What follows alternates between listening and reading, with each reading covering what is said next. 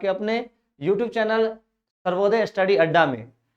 जैसा कि हम लोगों ने पिछले क्लास में पढ़ा है त्रिकोणमिति का चैप्टर 8.1, त्रिकोणमिति का चैप्टर 8.1।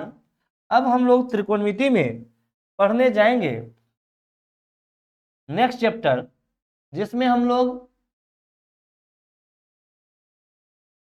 त्रिकोणमिति के बेसिक के बाद जो त्रिकोणमिति का एक्सरसाइज है 8.1, उसी का क्वेश्चन नंबर 2। अब क्वेश्चन नंबर 2 को हम लोग किस प्रकार सॉल्व करेंगे, आज यह हम लोग देखेंगे अपनी आज की क्लास में, आज की कक्षा में। और आप लोग को अगर मेरा कंटेंट अच्छा लगता है तो चैनल को लाइक करें, शेयर करें और सब्सक्राइब करें। अपने आसपास के दोस्तों को अगर हो सके जो 10th क्लास में इस बार गए हैं उनको ये लिंक, वीडियो का लिंक जरूर शेयर करें, जिससे ज़्यादा से ज़्यादा लोगों को इसका लाभ मिल पाए। चलिए तो आज का प्रश्न हम लेते हैं एनसीईआरटी से एक्सरसाइज 8.1 का क्वेश्चन नंबर 2।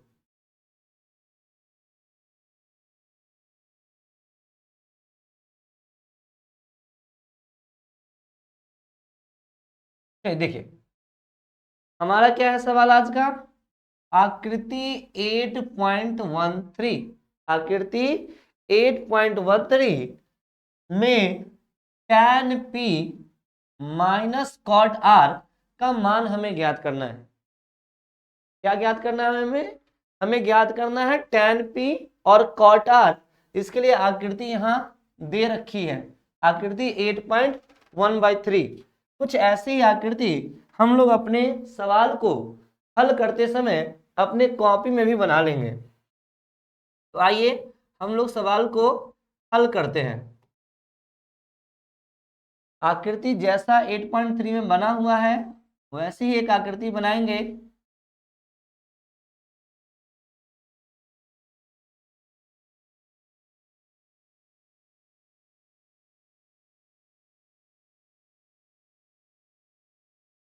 यहां हम लोग देख रहे हैं आकृति का नाम है P, Q और R। यह एक समकोण त्रिभुज है।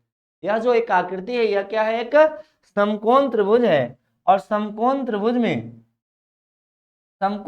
में हम लोग क्या देख रहे हैं कि यहाँ Q 90 डिग्री होगा। Q कितना डिग्री होगा, 90 डिग्री होगा, क्योंकि हम लोग जानते हैं कि हम समकोण त्रिभुज उसे ही कहेंगे जिसका कम से कम कोई एक कोण 90 डिग्री का होना चाहिए। क्या बच्चों, कोई एक कोण कितने डिग्री का होना चाहिए, तो 90 डिग्री का होना चाहिए। अगर 90 डिग्री का वह नहीं होगा तो हम उसको समकोण त्रिभुज के श्रेणी में नहीं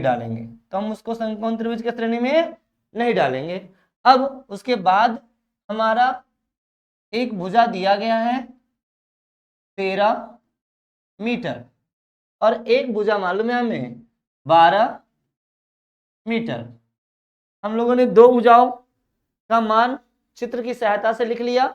अब इस चित्र में अगर हम माने r के लिए तो यह लंब होगा, यह कर्ण होगा। 90 के सामने की भुजा को हमेशा कर्ण कहते हैं। और जिसके लिए पूछा जाए, यहाँ हमें tan p भी पूछा जा रहा है और cot r भी पूछा जा रहा है।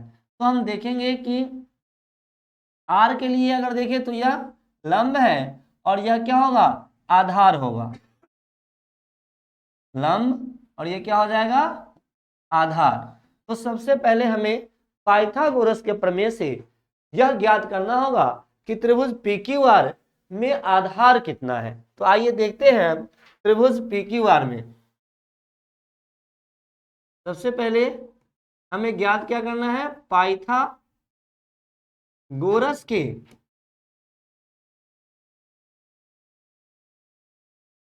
प्रमेय से क्या ज्ञात करना है, फॉर्मूला होता है कर्ण का स्क्वायर इक्वल टू लंब का स्क्वायर जोड़ आधार का स्क्वायर। यह मूल फॉर्मूला है। और इसके अलावा इसी फॉर्मूला से हम कई फॉर्मूला तैयार करते हैं, जैसे आधार इक्वल टू लिखते हैं हम लोग कर्ण का स्क्वायर अंडर रूट कर्ण का स्क्वायर माइनस लंब का स्क्वायर। लेकिन अभी हम यहाँ बेसिक फॉर्मूला को लेके ही चलेंगे, जो जो मान हमें ज्ञात है, हमें इस चित्र में जो जो मान ज्ञात है हमें उसको अपने फॉर्मूला में फिट करना है। तो कर्ण कितना है 13 का स्क्वायर इक्वल टू लंब कितना है बच्चों, तो लंब हमारे पास है 12 का स्क्वायर। आधार हमें ज्ञात नहीं है तो यहाँ लिखेंगे आधार स्क्वायर। अब हमारे यहाँ क्या आएगा, हमारे पास 13 का स्क्वायर 169 होता है। कितना होता है 13 का स्क्वायर 169। अब 12 का स्क्वायर कितना होता है 144 प्लस आधार हमें ज्ञात नहीं है। अब हम क्या देखते हैं, ये और ये दोनों अंक है 169 और 144 दोनों क्या है संख्याएं हैं, तो इनको हम एक तरफ ले आएंगे तो क्या होगा 169 इधर 144 प्लस में है तो इधर हो जाएगा माइनस में इक्वल टू आधार स्क्वायर। अब इसी को हम दूसरे तरीके से लिख सकते हैं कि आधार स्क्वायर इक्वल टू घटाने पे कितना आएगा हमारे पास 25। तो आधार इक्वल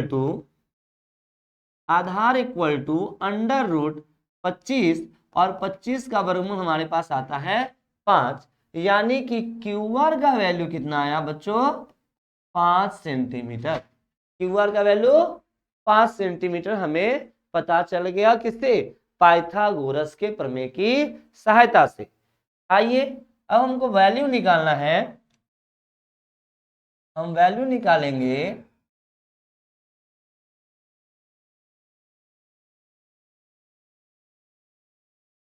ज्ञात करना है हमें। क्या ज्ञात करना है, ज्ञात करना है कि, अब क्या ज्ञात करना है देखते हैं, tan p minus cot r। अब हम लोग क्या करेंगे, tan p का वैल्यू क्या होता है, tan p का वैल्यू होता है हमारे पास लंब बटे आधार, और cot p का होगा cot r का आधार बटे लंब। अब जरा देखेंगे यहां हम लोग अलग अलग त्रिभुज में हम लोग क्या देख रहे हैं, त्रिभुज के अलग अलग कोनों को देखेंगे। अगर हम r के रिस्पेक्ट में देखें तो r के लिए लंब है 12, आधार है 5 और कर्ण है 13। r के लिए, किसके लिए, r के लिए लंब है 12, आधार है 5 और कर्ण है 13। ठीक है बच्चों, तो आइए हम लोग पहले tan r के लिए इसका वैल्यू पुट अप करते हैं कि कितना कितना डाला जाए।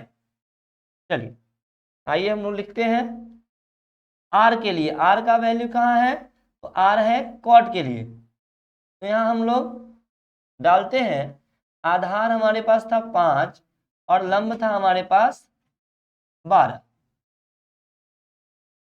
लंब कितना है 12। अब हम वापस से आते हैं इसी त्रिभुज में,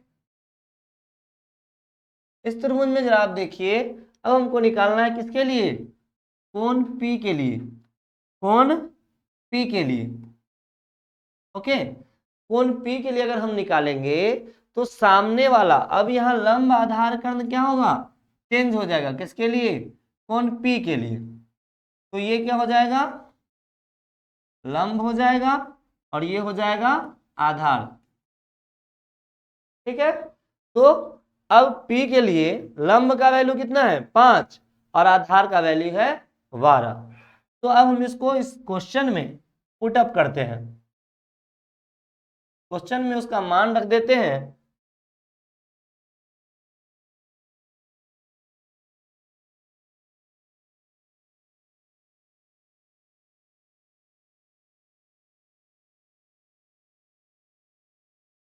चलिए लंब कितना है 5 और आधार है 12 कोण P के लिए। तो हम लोगों ने क्या देखा, यहाँ दोनों का आधार सेम हो गया, दोनों का आधार क्या हो गया सेम हो गया, तो सेम होने पे एलसीएम हमारा वही आएगा जो दोनों का आधार होगा 12। 12 से 12 डिवाइड होने पे कट जाएगा, रिजल्ट आएगा 1 में 5 से गुना करेंगे तो हमारा आंसर आएगा 5। इसी तरह यहाँ भी 12 में 12 से भाग देंगे एक बार में, 5 में 1 से गुना करेंगे 5।